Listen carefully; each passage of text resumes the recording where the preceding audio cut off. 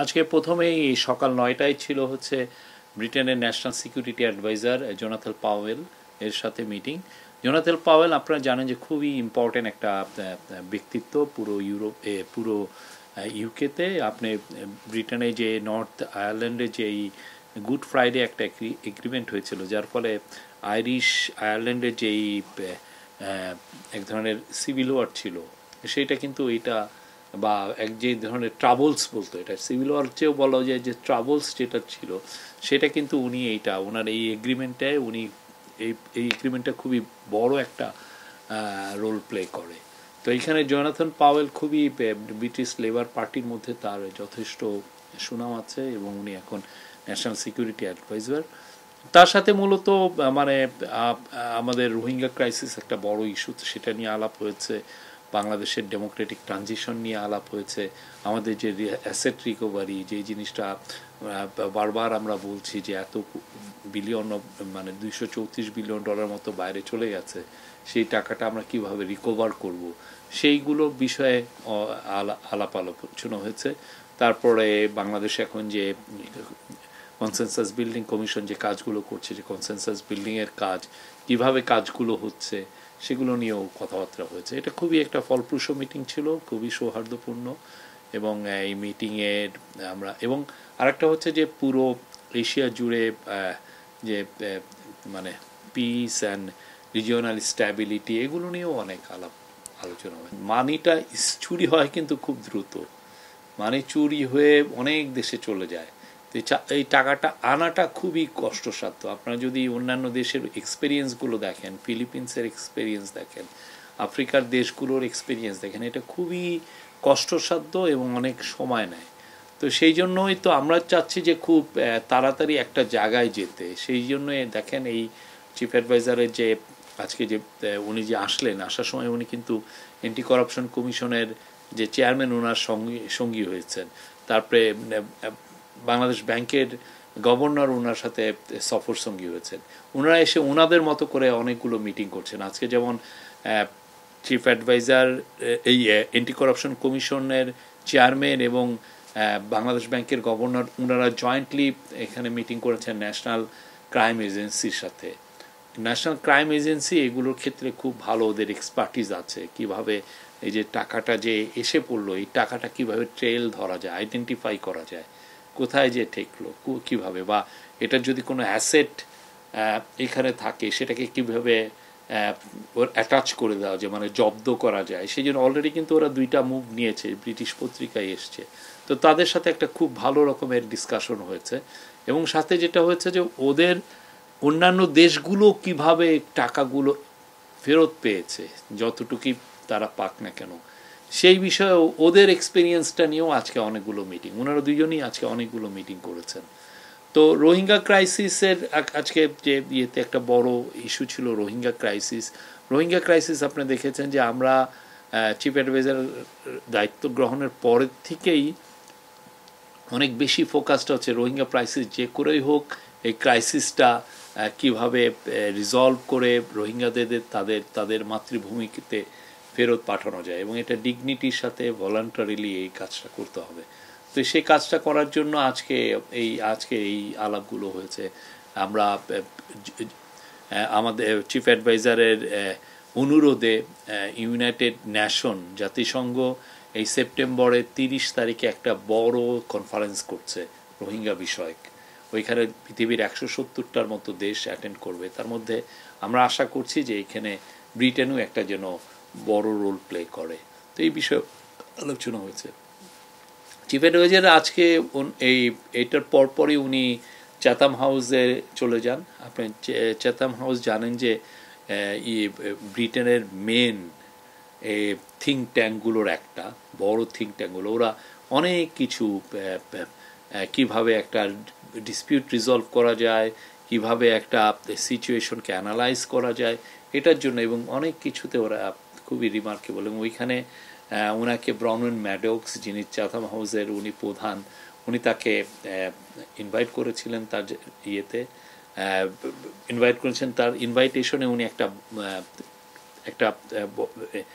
1-to-1 একটা দেখেছেন। তো উনি একটা টক্স দিয়েছেন, সেইখানে অনেকগুলো প্রশ্ন উনি একটা বড় প্রথমে একটা ওপেনিং স্টেটমেন্ট দেন, তারপরে অনেকগুলো কোশ্চেন নিয়েছেন, সেগুলোর উপরে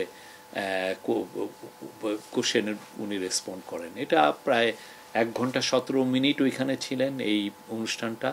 এই পুরো জিনিসটা এখন ইউটিউবে তারা দিয়ে দিয়েছে। আপনারা সবাইকে আমরা আমন্ত্রণ করি যে এই অনুরোধ করব যে এই ভিডিওটা যেন দেখেন।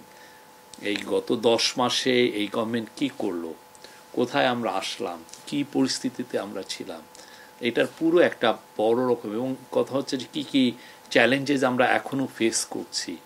হ্যাঁ, আমাদের উদ্দেশ্য তো কি, যে এই ইন্টারিম গভর্নমেন্টের উদ্দেশ্য হচ্ছে একটা ডেমোক্রেসিতে ট্রানজিশন করা। আমরা একটা ট্রানজিশনাল একটা জায়গায় আছি, সেটাকে ইন্টারিম গভর্নমেন্ট, এই ইন্টারিম গভর্নমেন্ট কীভাবে একটা ইলেক্টেড গভর্নমেন্টের কাছে পাওয়ার হ্যান্ড ওভার করবে এবং তার আগে কী ধরনের রিফর্ম করবে সেই বিষয়ে উনি কথা বলেছেন। বিশেষ করে আমাদের যে ম্যান্ডেট, যে রিফর্ম, ট্রায়াল এবং ইলেকশন, এই তিনটা তো আমাদের ম্যান্ডেট। এই তিনটা ম্যান্ডেটে উনি কী কী কাজগুলো করছেন, খুবই আমি বলবো যে কোনো বাংলাদেশের যে কোনো নাগরিক যারা ইংরেজি ভালো বুঝেন এটা শোনা উচিত। খুবই সুন্দর একটা ইন্টারভিউ ছিল ওনার। ওইখানে আর একটা বিষয় হচ্ছে যে ওই টক্সের আগে চাতাম হয় যে যারা রিসার্চার এরা 3 জন ওনার সাথে প্রায় আধা ঘন্টা ওনার ইন্টারভিউ নিয়েছেন, সেখানে উনি অনেক কথা বলেছেন। আর এরপরে আমরা এসে পড়লাম, এখানে এসে লাঞ্চ করে তারপরে আবার চিফ অ্যাডভাইজার চলে গিয়েছিলেন হাউস অফ লর্ডসে। হাউস অফ এটা হচ্ছে ওয়েস্টমিনিস্টারে, ব্রিটিশ পার্লামেন্টে।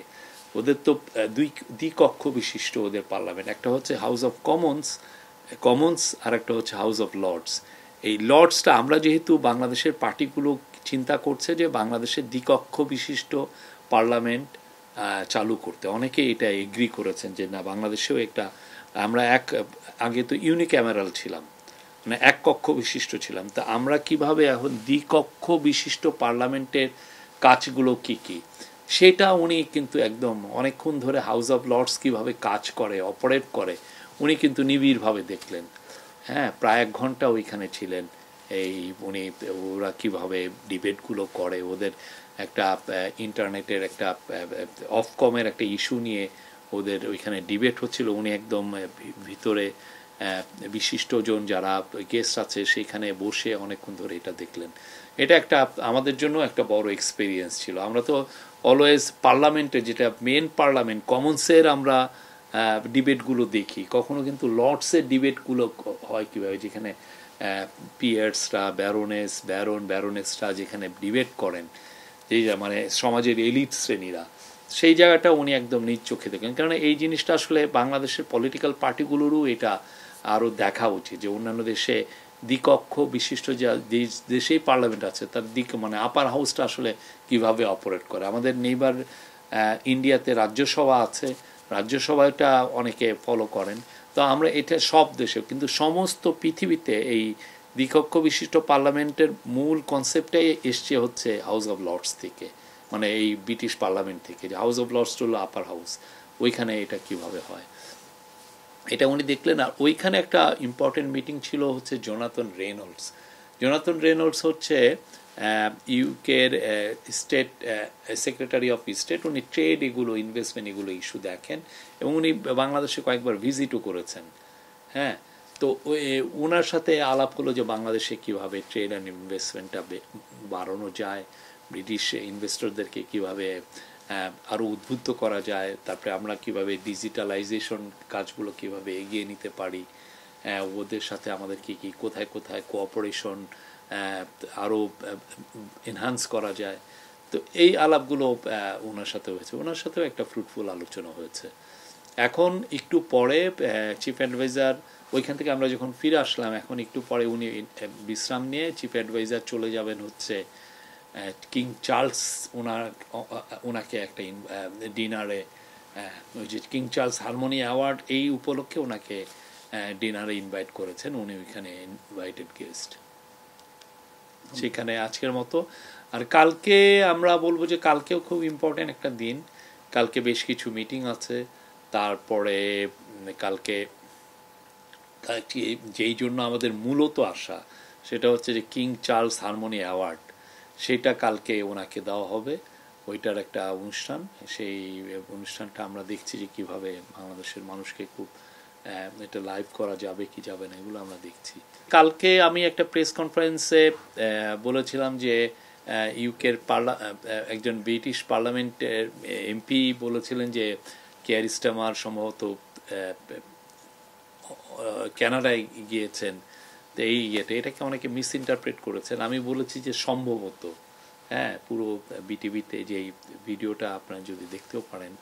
তো তারপর এটা আমার একটা মিস্টেক হয়েছে, আমরা পরবর্তীতে যখন দেখলাম যে এটা আমরা কারেক্ট করেছি যে না, উনি এখানে আছেন, ওনার আসলে ব্রিটেনে এখন আজকে ওদের যে স্পেন্ডিং রিভিউ, ওদের যে বাজেটের স্পেন্ডিং কিভাবে কি হয়েছে সেটার রিভিউ হচ্ছে এখানে বাজেটে, সেটা ওনারা খুব এইটা নিয়ে খুবই মানে পুরো ব্রিটিশ পার্লামেন্ট ব্যস্ত এটা নিয়ে।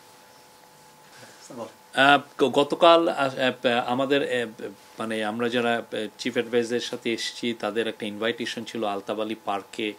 এই যে চিফ অ্যাডভাইজার যে তার প্রথম অ্যাজ এ চিফ ইন্টারিম গভর্নমেন্টের প্রধান হিসেবে যে লন্ডনে সফর করছেন, সেই উপলক্ষে তারা একটা বড় জমায়েত করেছিল তার প্রতি সাপোর্ট জানিয়ে, সলিডারিটি জানিয়ে। এটা কিন্তু অনেক অনেক লোক হয়েছে, হাজার হাজার লোক হয়েছে।